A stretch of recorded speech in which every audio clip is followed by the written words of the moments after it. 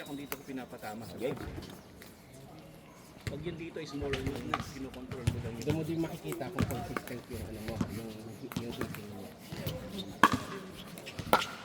Kung gusto mo yung hitting mo, parang yung yan, yung batuan sa gitna. Pero gusto mo ipapatol sa kanila dito. Kasi gano'n ang ano ko. Binabala ko pa nga kung hindi mababago. Tatanggalin ko to. Lalagyan ko ng timbang dito. Kasi ilalim naman. Pero yung ano ng bone stick, yung feel niya, yung bounce, ang tawag ko yung ano ang term bone stick? Parang ganito, yung uno, yung pinaka-ano mo sa akin. Ay, uno yun. Oh, parang gano'n ang ano, ang feel. Parang gano'n ang Okay, may ari. Bakit, sabi ko sa kanya, bakit kailangan yung dati? Nako, patay. Ayun na ang kalaban natin. may apel. Tapos muna tayo. Kapag ulap naman. Yung pagdating lang ni Majid.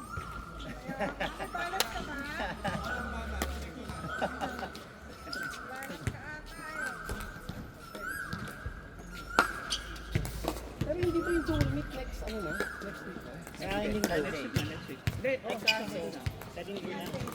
Sunday pala. Abot ba kayo na?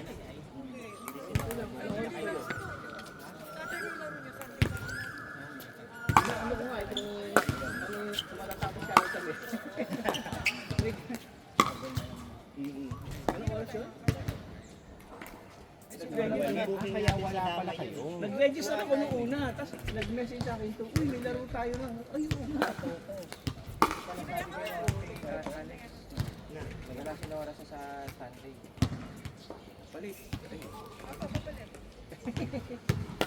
Hindi nila sa tournament. Sayang yun, 7. May mga kakatanggal. Ano ko sinunis? Ano ba yung coffee? Shirt lang? Sabi ni Louie, baka daw maglaro siya sa ano eh. Diba? Saturday. Per session. Si Louie. Pagka daw libre siya. Sagad na. Ay, which I doubt. Pag may mawala isang babae, pwede kong i-ay siguro eh. Which I doubt. Kaya lang linggo yun. Addict na. Binigyan ko ng ano, free sample eh. Free. Sige, turo kayo. Yung dalawa ni Leia magkasabay mong tinuruan. Si Lea, tsaka naka-outfit sila, yung mga ano.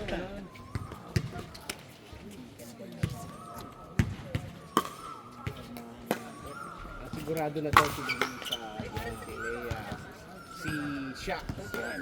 Ayan. Si Mitch. Si Max naglalaro ni Leia. Sinubukan ko. Ano, binigyan ko din ng ano, sample. Ilang binigyan ko ng ganun konti. Adik na. Basta ang ulit ng dalawa o tatlo. Ano yan? Nagte-tennis yun. Sakto. Nagte-tennis siya eh. Sakto yung tennis. Ngayon, kunyari, may mga mangilan-ngilan na dun sa mga katipan niya na maglalaro. Ano mo ngayon? Si Lablab yung iba eh. Si Lablab yung iba eh. Alam mo, si Era, ang pagkakamali din kay Era, hindi mo na naturuan eh. Sinalang kasi kagad siya. Kumbaga nagkaroon ng frustration. Siya. Ang dapat, isa mo nakita. Wag yung holding. Ganun na nangyari kay Eve eh. Kasi ang abang umalo ni Eve, salang kagad siya, na-frustrate. Tapos nung medyo dumami na, saka lang siya bumalik. Na-addict na.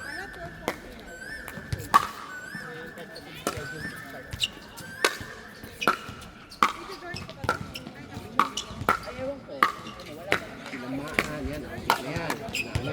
Risha, ang pinaka-addict sa lahat. Lulong na. Nakailang game yun sa isang linggo. Weekday. Sino? Risha. Yung Palitaw Girls, yun, ano na yun. Ano na rin yun. Palitaw girls. Si Michelle, si Sheila, si Lynn. Mga si ano nang ano niyan, ang tulak niyan si Fermin. Palitaw yun eh, si Yung ba Fermin. naman? Oh. badminton din pala siya. Di ba meron ano ba? Yung kabarkada din ni Eve yun eh. Dalaga din siya. Lian. Ayan ba? Naglaro na minsan sa ano. Oo. Mas madami pang Pilipino na nagkaano. Kaya nga lang, Saan ba yung nilalaro niyo sa Gubik at sa Gomba? sa Hillgrove. Ang Hill Grove, doon sa eskwelahan. Yun ang ano. Minsan punta tayo doon. Kaya walang court. Isang bus lang sa amin yun. Doon lang pala. Sa taas yun eh.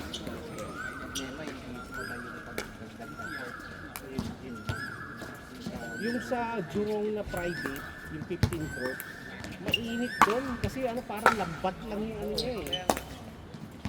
Ayunit nga. Saan mo ha? Mahal.